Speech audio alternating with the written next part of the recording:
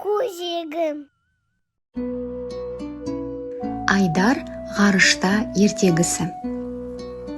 Айдар есімді бала бар екен. Ол ғарышқа ұшуды армандайды. Күнде түнде аспанға қарап, жұлдыздармен сырласып, олардың сыры мен ғажайыптарын білгісі келетін. Бір күні Айдарға күтпеген жерден белгісіз планетадан хат келді. Хатта былай деп жазылған: Айдар, бізге сендей батыл және тапқыр бала қажет.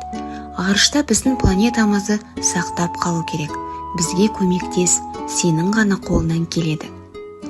Айдар ойланып жатпай, тез дайындала бастады. Ол үлкен зымыранға отырып, алыс планеталарға қарай бет алды. Әлемде түрлі ғажаптарды көрді. Бірақ ең маңыздысы, ол жамандық жасайтын метеор айдаһарымен кездесті. Айдар тез қимылдап, өзінің кемесін айдаһарға қарсы бағыттады. Бірақ соғысудың орнына Айдар оған жақындап, неге жерді және басқа планеталарды бүлдіріп жүрсің? Біз дос болайық, деді. Айдаһар бұл ұсынысты естігенде ойланып қалды. Сөйтіп, ол жерді қиратып, метеорларды бағыттаудан бас тартады. Айдар мен айдаһар дос болып, бірге ғарыштың түрлі құпияларын зерттей бастады. Айдар үйіне оралғанда, бәрі оны батыр ретінде қарсы алды. Ол енді тағы да ғарышқа барып, басқа да ғаламшарларды зерттеймін деп жолға аттануға дайындықты бастайды. Алма ертегісі. Қоңыр күз мезгілі еді. Ағаштың жапырақтары түсіп, тек жабайы алма ағашының басында жалғыз алма қалыпты. Осы кезде орман аралап жүрген қоян алманы байқап қалады. Оны қалай алуға болады? Алма өте биікте, секіріп жете алмайсың. Шырша бұтағында отырған қарға қоян қылығына сырттай күліп отырды. Қарқ. Оны көрген қоян: Қарға, маған алманы үзіп алып берші. Қарға ағаш басына ұшып барып, алманы үзіп алады. Бірақ алманы тұмсығымен қармап ұстай алмай, жерге түсіріп алады. Рахмет саған, қарға, деді де қоян алманы жерден көтермек болды. Ал жерге түскен алма жаны бардай дыбыс шығарып, қозғалып, жүгіре жөнелді. Бұл қалай?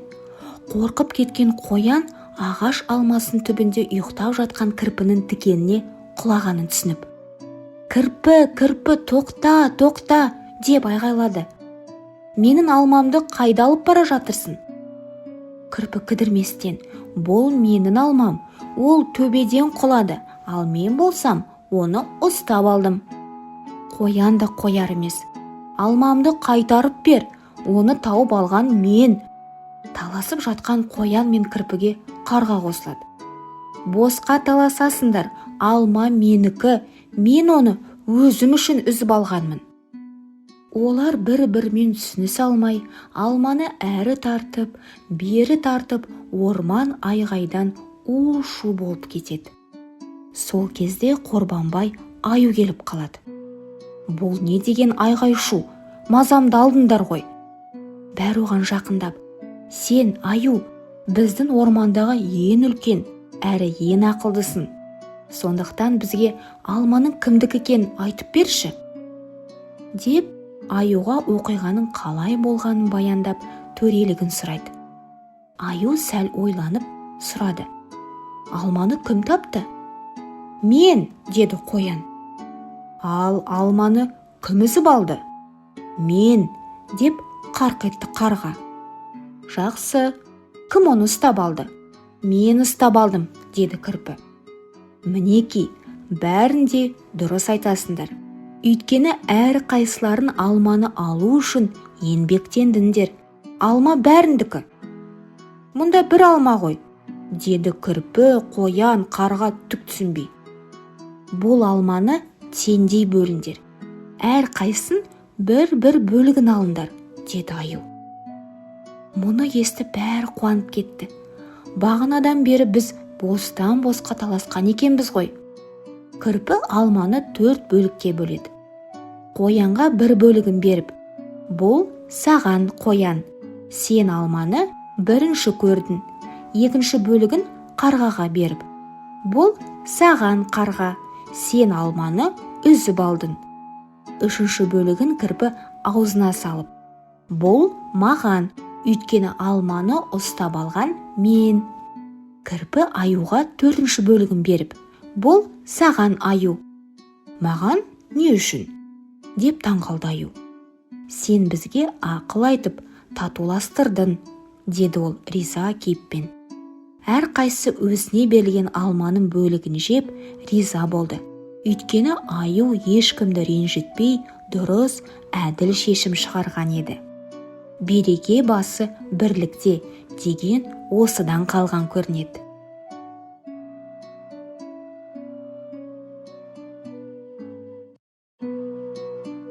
Бауырсақ ертегісі. Бір шал мен кемпір болыпты. Бірде шал: кемпір-ау, маған бауырсақ пісіріп берші. Неден пісірейін? Ұн жоқ қой. Әй кемпірім-ай, қойманың түбін қырнап көрсенші, бауырсақтық ұн табылып қалар. Кемпірі қойма түбін қырып-қырып, 2 уыс ұн табады. Қаймаққа шылап, қамыр елеп, майға бауырсақ пісіреді. Оны терезенің алдына суытып қояды. Бауырсақ суып тұрып, бір кезде домалай жөнеледі.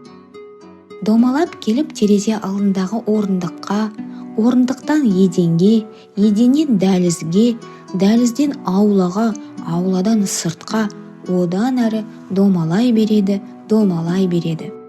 Бір кезде оған қоян жолығады. Бауырсақ, мен сені жеп қоямын. Қоян, сен мені жеме, мен саған өлең айтып беремін. Соны тыңда. Әже қойма қырнаған, 2 уыс ұн жинаған, бал қаймаққа шылаған, пісіріп маймен сылаған, суытып та сынаған, бауырсақпын зулаған. Атадан да қаштым, әжеден де қаштым, қоян, сенен құтылу қиын емес болмаған.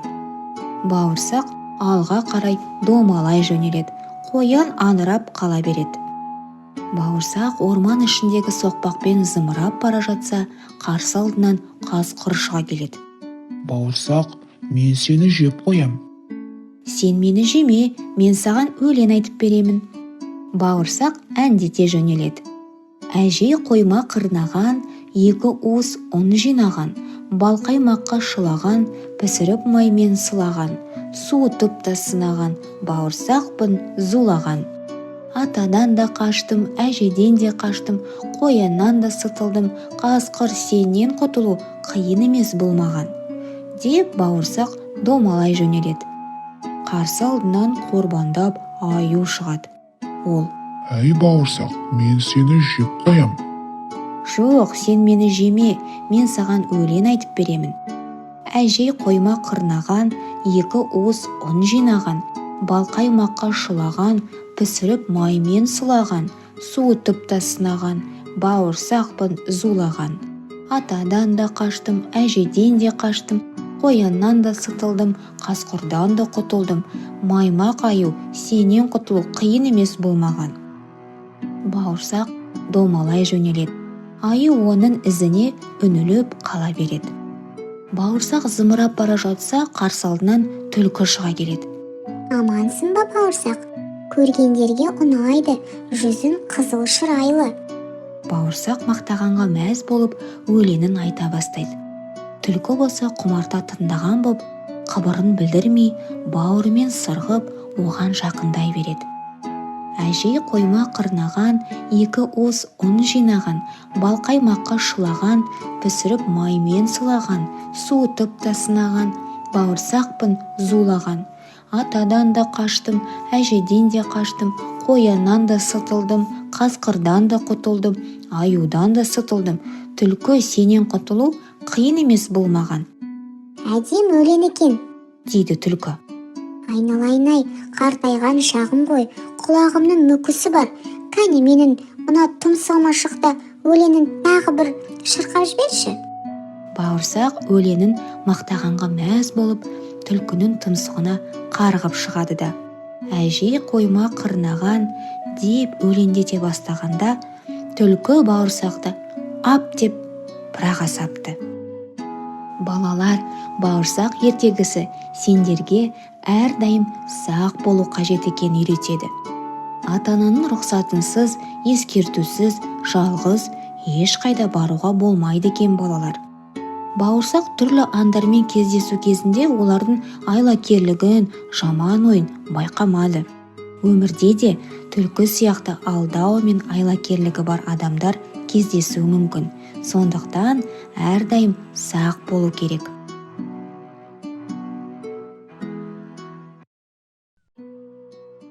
Жыл басына таласқан хайуанаттар. Ең ерте заманда хайуандар жылдың басы болуға таласыпты. Сонда жыл қайтыпты. Мен алысты жақын қыламын. Адамдар күшімді көреді, сүтімді ішеді, қылыма дейін арқан, жіп еседі. Адамға менен пайдалы мал жоқ, жыл ағасы мен боламын. Түйе айтады: сен адамның жұмысын қылсан, сұлы, шөп асайтын, тамағын үшін құл болдың.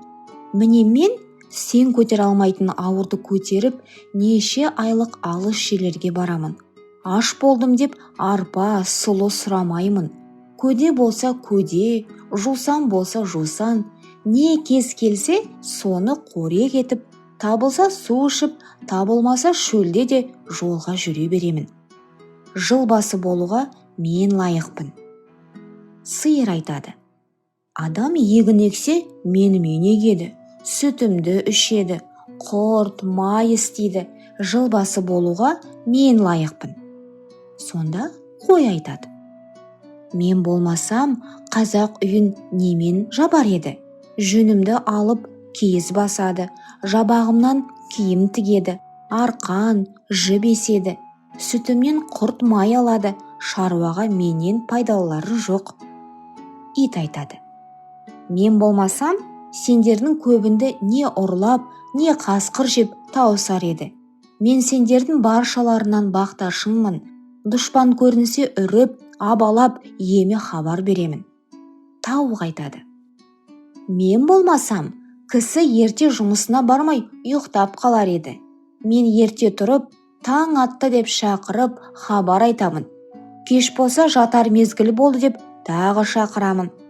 Тышқан не айтарын білмей тұрды да, бір түрлі қулық ойлап, жиылған көпке айтады: бұл таластан еш нәрсе өнбес.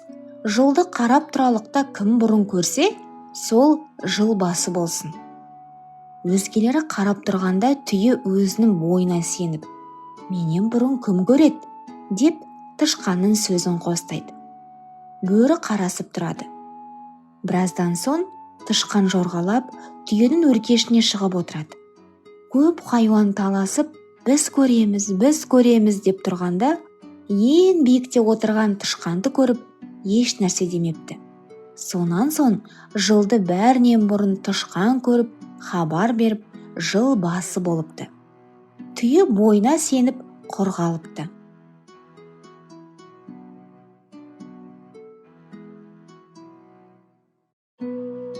Ит пен мысық неге араз? Ертеде ит пен мысық өте тату болған екен.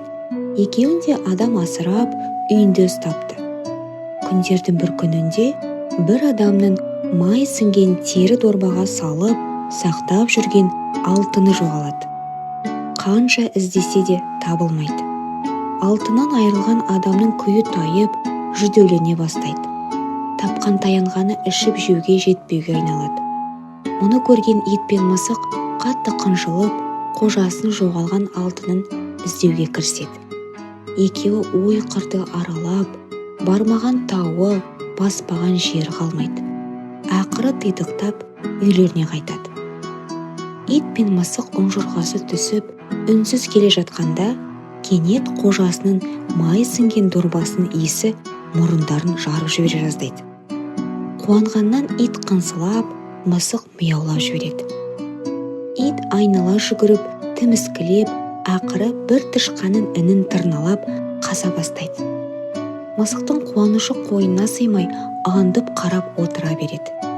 ит көп азаптанып тышқан інінің түбіне жетсе, алтын салынған майлы дорбаны тышқан тығып қойған екен. Ит: «Мынаны көрдің бе?» деп алтынды мысықтың алдына лақтырып тастайды. Мысық сол кезде иесіне жақсы атанбақ болып, иттен бұрын алтынды ала қашады. Мысық үйдің төбесімен қырғи жүгіріп, иесіне жетеді де алтынды тастай салады. Мұны көріп, қожасы қуанып кетеді. Мысықты бауырына басып, сипалай береді. Сөйтіп тұрғанда қара терге түсіп, сабалақ болып, арсаландап, ит те жетеді. Келген бойда қожасының аяғына оралып, қынсыла еркелейді. Ештеңені түсінбеген ол итін теуіп, жекіріп қуып тастайды. Жәбір көрген ит ызаланып, мысыққа тап береді. Қожасы арашалап, екеуін зорға айырып алады да мысықты үйіне алып кетеді. Сол күннен бастап итті үйіне жолатпайды. Мінекей, содан бері ит пен мысық бірімен бірі араз болып қалыпты. Мысықтың тышқанға өштесуі де сол күннен басталыпты.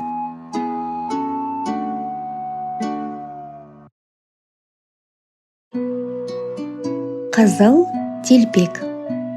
Ертеде кішкентай бір сүйкімді қыз болыпты. Анасы оны өте жақсы көреді екен. Әжесінің де ең сүйікті немересі. Бірде әжесі немересінің туған күніне қызыл телпек сыйлапты. Қыз әжесінің сыйлығын басынан тастамай киіп жүретін болыпты. Содан бері көршілері кішкентай қызды қызыл телпек деп атап кетіпті. Бір күні анасы бәліш пісіріп қызына: «Қызым, мына бәлішпен бір құты майды әжене апарып, хал жағдайын біліп қайтшы». Қызыл телпек: «Жарайды анашым, апарып берейін», деп бәліш пен май салынған себетті алады. Анасының сөзін екетпейтін қызыл телпек әжесіне аттанады. Оған әжесі тұратын ауылға жету үшін орман арқылы өту керек еді. Қызыл телпек орманда жалғыз жүрудің қаншалықты қауіпті екенін білмеді. Сондықтан ол өлең айтып, гүл теріп асықпай жүрді. Бір кезде орманның ішімен келе жатқан қыздың алдынан бір қасқыр шыға келеді. «Қызыл телпек, сен қайда барасың?» деп сұрайды қызды жегісі келген қасқыр. «Мен әжемнің үйіне барамын. Оған анамның пісірген бәлішін және бір құты май алып бара жатырмын».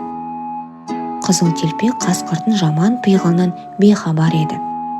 «Ал әжең қайда тұрады?» деп сұрайды қасқыр. «Әжем бе? Ол орманның ар жағындағы ауылда, ауыл шетіндегі диірменнің жанында. Диірменнің жанындағы бірінші үйде тұрады», деп қызыл телпек қасқырға әжесінің тұратын жерін дәл айтып береді. Бұл кезде жақын маңда отыншылар ағаш кесіп жатқан болатын. Қасқыр сол отыншылардың даусын естіп қызға теспейді. Қызыл телпектің әжесінің тұратын жерін біліп алған ол алдымен әжесін жемек болады. «Жарайды, мен де сенмен бірге сол ауылға барып, әженің жағдайын сұрап қайтайын. Кел, екеуміз жарысайық. Әжене қайсымыз бірінші жетер екенбіз. Сен мына жолмен бар, мен ана жолмен жүрейін», деп қасқыр өзіне ауылға апарар төте қысқа жолды таңдап алады. Қасқырдың ұсынысына келіскен қыз ұзақ жүретін жолға түседі. Ол жол жөнекей асықпай гүл теріп келеді. Ал қасқыр алды-артына қарамай тура ауылға қарай бет алады. Қызыл телпектің әжесінің үйіне осылай ерте жеткен ол есікті қағады. «Тоқ. Бұл кім?» деп сұрайды әжесі. Қасқыр даусын жіңішкеретіп: «Әже, бұл мен ғой, немере қызың. Қызыл телпек, мен сізге қонаққа келдім. Анамның пісірген бәліші мен бір құты майын ала келдім». Бұл кезде ауырып төсек тартып жатқан әжей шынымен немересі келген екен деп ойлап: «Айналайын қызым, тұтқанның жанындағы жіпті тартсаң, есік ашылады». Қасқыр жіпті тартып қалады. Сол кезде есік ашылады. 3 күн аш жүрген қасқыр баса көктеп кіріп келеді. Ашқарақтанып бірден әжейді бас салады да бүтіндей жұта салады. Содан соң есікті жауып, басына әжейдің қалпағын киіп, көзіне көзілдірігін тағып, төсегіне жатады да қыздың келуін күтеді. Сәлден соң есікті қызыл телпек қағады. «Тоқ, тоқ, тоқ. Бұл кім?» дейді жуан дауыспен тойып алған қасқыр. Қыз гүрілдеген дауысты естіп қорқып кетеді. Артынша әжеме суық тиіп, дауысы содан өзгерген болар деп ойлайды. «Бұл мен, сіздің немереңіз Қызыл Телпекпін. Мені сізге анам жіберді. Бәліш пен бір құты май алып келдім». Қасқыр дауысын өзгерте қойып, жіңішке дауыспен: «Тұтқаның жанындағы жіпті тарта қой, қызым, сонда есік ашылады». Қыз жіпті тартып, есік ашылады. Үйге кіреді. Көрпемен бүркеніп жатқан қасқыр оған: «Қызым, себетті үстелдің үстіне қойып, өзің менің қасыма кел». Қызыл Телпек бәліш пен майды құйылған құты салынған себетті үстелдің үстіне қойып, қасқырдың жанына жақындайды. Қасқыр енді: «Жолдан шаршаған боларсың, қасыма кеп жата ғой» дейді. Әжем деп ойлаған Қызыл Телпек қасқырдың жанына жатып: «Әже, сіздің қолыңыз неге үлкен?» деп сұрайды. «Сені қатты құшағыма басу үшін, қызым». Әже, құлағыңыз неге сондай үлкен?» «Сені жақсы есту үшін, қызым». Әже, көзіңіз неге үлкен?» «Сені жақсы көру үшін, қызым». Әже, тісіңіз неге сондай үлкен?» «Сені тезірек жеу үшін, қызым-ау», деп Қызыл Телпекті бас салып, аяғындағы кебісі Қызыл Телпегімен бірге жұта салады. Байғұс қыз айғайлап та үлгермейді. Бірақ бақытына қарай, дәл осы сәтте үйдің қасынан бір отыншы өтіп бара жатқан еді. Отыншы қасқырдың дауысын естіп, үйдің терезесіне қарайды. Үй ішінде төсекте орнынан қозғала алмай жатқан қасқырды көреді. Оның қампиған қарнына қарап, не болғанын бірден түсіне қояды. Отыншы жыртқышты ұстап алып, қарнын жарып жібереді. Қасқырдың ішінен Қызыл Телпек пен әжесі дін аман шыға келеді. Отыншы қасқырдың қарнын қайта тігіп, бос қоя береді. Қызыл Телпек пен әжесі отыншыға алғыстарын білдіреді. Әжесі шай қойып, немересі әкелген бәліштерді себеттен шығарып, дастархан жаяды. Сөйтіп үшеуі жақсылап тұрып шай жеді, әңгіме дүкен құрады. Қасқырдың сыбағасын қалай бергендерін айтып мәз болады. Осымен ертегі аяқталды. Балалар, ертегіде Қызыл Телпектің орманда жалғыз жүріп, қасқырдың арбауына түскеніндей, өмірде, жолда абай болу керек екен. Қандай жағдай болмасын, белгісіз адамдармен сөйлесуден сақ болған жөн. Басқаларға көмектесу өте жақсы, бірақ өз қауіпсіздігіңді ұмытпа. Егер бірдеңе дұрыс емес сияқты көрінсе, тоқтап ойланыңдар, балалар. Қасқыр мен егінші. Бір күні қасқыр тамақ іздеп келе жатып, қақпанға түсіп қалады. Олай жұлқынып, бұлай жұлқынып, зорға құтылады. Қашып бара жатқанда оны аңшылар байқап қалып, соңынан тұра қуады. Қасқыр сасқалақтап бір егіншіге келіп жайын айтады. «Қайтсең де мені құтқар, жақсылығыңды еш ұмытпаспын. Мені қабына салып жасыра тұр» дейді. Қасқырдың мүшкіл халін көрген егінші оны қапқа салып алып, арқалап жүре береді. Кешікпей мылтық қылыштарын жарқылдатып, аңшылар жетеді. «Қашып бара жатқан қасқыр көрмедің бе?» деп сұрайды олар. «Жаңа бір қасқыр анау шоқыдан әрі асып кетті, тезірек ұстаңдар» дейді. Аңшылар ұзаған соң, егінші қаптың аузын шешіп, қасқырға «Жөні не бар, кейін маған бір жақсылық етерсің» дейді. Қасқыр қуанып секіріп шығып, егіншіге «Мен сені жеймін, қарным аш» деп тап береді. Егінші байғұс сасқалақтап «Әй қасқыр, мұның қалай? Мен сені өлімнен құтқардым ғой, жақсылыққа жамандық етем екен. Олай болса төрелігін біреуден сұрайық, қайсымыздікі жөн екен» дейді. Екеуі керісіп тұрғанда бір жақтан қаңғалақтап түлкі келеді. Бұлар түлкіге оқиғаны бастан аяқ айтып береді. түлкі болса. Жоқ сөзді айтпаңдар. Менен басқа біреу естісе күліп жүрер. Дорбаға үлкен қасқыр сыйды дегенге сенбеймін, барып тұрған өтірік дейді. Қасқыр мен егінші бұл рас деп керсіп болмайды. Түлкі қасқырға: қапқа кіріп көрсетпесен сенбеймін дейді. Қасқыр оны сендірмекші болып қапқа кіргенде түлкі егіншіге: байла қаптың аузын, енді қимылдайтын кезің келді. Күзді егінді қалай орып жүрсің? Қане, көрсетші маған дейді. Егінші құралын алып қасқырды ұра бастайды. Біраздан соң түлкі: егінші, енді қаптың аузын аш. Сонда Қасекең атып шығып, алды-артына қарамай зыта жөнеледі. Артынан түлкі: көптен бері тапқан бір әдісім еді деп сақ-сақ күліпті. Сөйтіп егінші байғұс түлкінің айласымен ажалдан құтылыпты.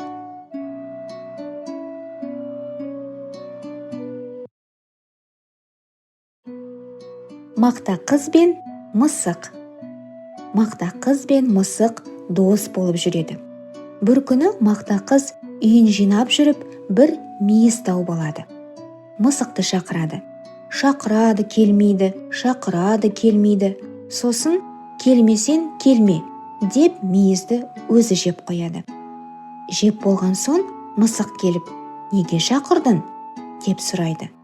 Мақта қыз айтпайды. Сосын мысық айтады: ендеше қатығынды төгем. Мақта қыз: мен құйрығынды кесіп аламын. Мысық қатықты төгеді. Мақта қыз мысықтың құйрығын кесіп алады. Апа, құйрығымды берші. Менің қатығымды төлеп бер. Содан кейін мысық сиырға жүгіріп барады. Сиыр, маған қатық берші. Менің қарным ашып тұр, маған жапырақ әкеліп бер. Мысық ағашқа барады. Ағаш, жапырағынды берші. Мен шөлдеп тұрмын, су әкелсен жапырақ беремін. Суға бара жатса, су әкеле жатқан қыздарды көріп: Қыздар, маған су берші. Бізге сағыз әкеліп берсен, біз саған су береміз дейді. Мысық дүкенге барады. Ай, дүкенші, маған сағыз берші. Дүкенші айтады: маған тұқым бер дейді. Мысық одан кейін тауыққа барады. Тауық, маған тұқым берші. Тауықтар айтады: бізге дән әкеліп берсен, біз саған тұқым береміз. Мысық енді не қыламын деп бара жатса, бір ін қазып жатқан тышқанды көреді.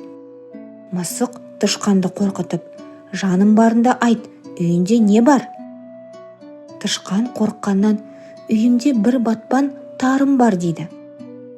Мысық айтады: маған бір уыс тары бер дейді. Тышқан үйіне барып бір уыс тары береді. Тарыны апарып тауыққа береді. Тауық тұқым береді. Тұқымды апарып дүкеншіге береді. Дүкенші сағыз береді. Сағызды апарып қыздарға береді. Қыздар су береді. Суды апарып ағашқа береді. Ағаш жапырағын береді. Жапырақты апарып сиырға береді. Ал сиыр қатық береді. Қатықты апарып мақта қызға береді. Мақта қыз мысықтың құйрығын береді.